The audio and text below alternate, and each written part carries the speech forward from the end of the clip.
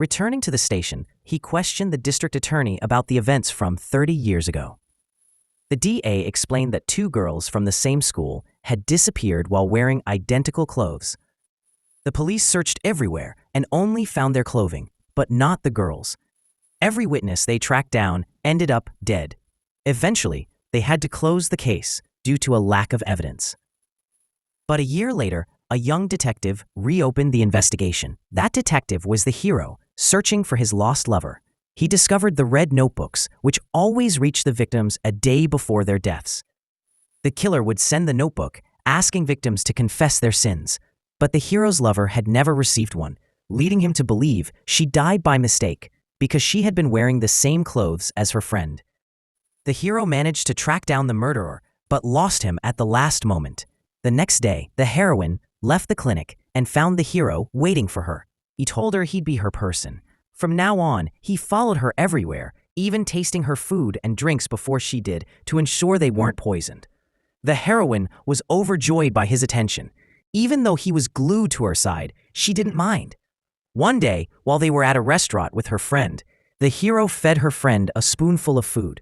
Oh no, dear viewers, the heroine was burning with jealousy. She nearly smashed a plate over his head. To make it up to her, the hero fed her himself, and when she was too upset to walk, he carried her on his back all the way home. Ah, the romance. Or should I say, romantic chaos. The next day, the detective summons her because he wants to put her under hypnosis to help her recall memories from the day of the incident. The heroine agrees, and when she falls asleep, she sees the criminal. She realizes that he was kidnapping the nurse, which makes her anxious and frightened. Just before waking up, she remembers a fragment of her past life. At that moment, she sees the detective as a prince. She sees the prince, which surprises her. She wakes up confused. Later, the hero takes her home and wraps his scarf around her because it's cold. He also tells her that it will snow tomorrow, and that's when the murders usually happen. He makes her promise not to leave the house without him, which makes the heroine happy because she realizes he cares about her, so she agrees.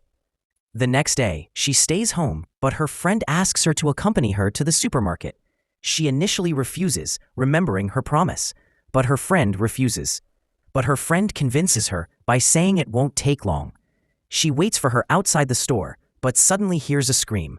Alarmed, she runs toward the source, but when her friend comes out, she finds the heroine missing and begins searching for her everywhere. Eventually, she follows the sound and finds the heroine treating an injured dog. Meanwhile, the hero rushes to her house to check on her, but when he doesn't find her there, he panics and heads straight to the clinic. He is relieved to find her, but scolds her for leaving without him. She says. He then drives her home, where her friend invites him in. As it gets late, her friend suggests that he stay the night. The hero is embarrassed, but agrees, fearing something might happen if he leaves. They have dinner together, and her friend playfully teases him, asking if he likes the heroine. She keeps pressing him, asking if he has a crush on her, or if he finds her attractive. Flustered, the hero insists that he doesn't love her or have any romantic feelings for her, swearing on his honor. He claims he is only by her side to protect her. This upsets the heroine, and her friend scolds her, saying, "He already said he doesn't love you. How much more do you want to humiliate yourself?" Since it's too late to leave, the hero sleeps in the heroine's room. She gives him clothes to change into, and then leaves to sleep with her friend. That night, she dreams of a fortune teller who tells her she must accept her fate and love the man who held her hand on the mountain. Otherwise, she will die. She wakes up terrified. At the same time, the hero dreams about his past love, the one who was murdered. In the dream, she appears before him, telling him that he must regret how he treated her, and that he never even confessed his feelings before she died. He is deeply affected by this and starts crying. The heroine enters his room to wake him up and finds him in tears. She sits beside him, watches him for a moment, then gently wipes his tears away. When the hero wakes up and sees her so close, he panics and covers his face. She is so scared that she can't even look at him. She is so scared of embarrassment. He exclaims, "What did you do to me while I was sleeping? Are you some kind of witch?" The next morning, the police receive a report about a missing girl.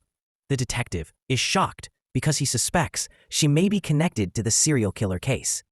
He rushes to the girl's house, but finds no trace except for a red notebook. Meanwhile, The heroine heads to the clinic, but accidentally bumps into a child, causing him to drop a card with the word death written on it. She immediately recalls her dream and the fortune teller's warning, filling her with fear. Later that day, the police discover that the missing girl was at the same supermarket where the heroine and her friend were the previous night. They call them in for questioning, and the hero insists on accompanying her. The detective grows suspicious of the hero's constant presence and asks why he is always with her.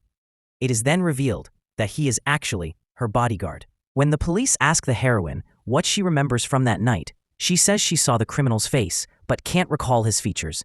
However, she is certain she will recognize him if she sees him again.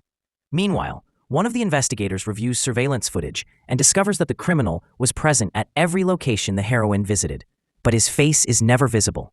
Then, a shocking piece of news arrives. The missing girl's body has been found. Everyone is stunned, and the heroine becomes even more frightened, realizing that the killer is likely targeting her.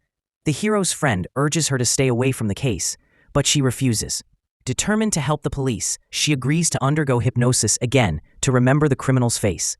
This time, she successfully recalls some of his features and provides a description to the authorities. Later, the hero drives her home as snow starts falling. The heroine is overjoyed and begins playing with the snowflakes. Seeing her, the hero is reminded of his late lover, who also loved the snow. The heroine then takes her home. They decided to embrace her fate and listen to her heart. She confesses her feelings, telling him she loves him, then walks away. The hero is deeply moved by her words. Afraid of losing her, he rushes after her and pulls her into a tight embrace. The heroine is startled by his action, but feels a deep sense of security. Meanwhile, the criminal is seen in his hideout, where he has photos of all his victims, including the hero and the heroine. He has also kidnapped the detective's daughter and is closing in on her. The next day, the police release the sketch of the criminal based on the heroine's description. Suddenly, the hero bursts into the room, declaring that the image is inaccurate because the criminal is using a disguise, makeup, and a mask to alter his appearance. It is then revealed that the hero is the son of the lead detective who handled a similar case 30 years ago. From now on, he vows to assist in the investigation. A flashback takes us 30 years into the past. A flashback takes us 30 years into the past, revealing that the hero was actually the detective leading the case at the time, while the current chief investigator was his young assistant. The investigators continued questioning people about the criminal. At one point, the hero saw a woman holding a red notebook with the sin of disease written on it. She told her friend that she had taken it from a madman. The hero realized that her life was in danger and started keeping an eye on her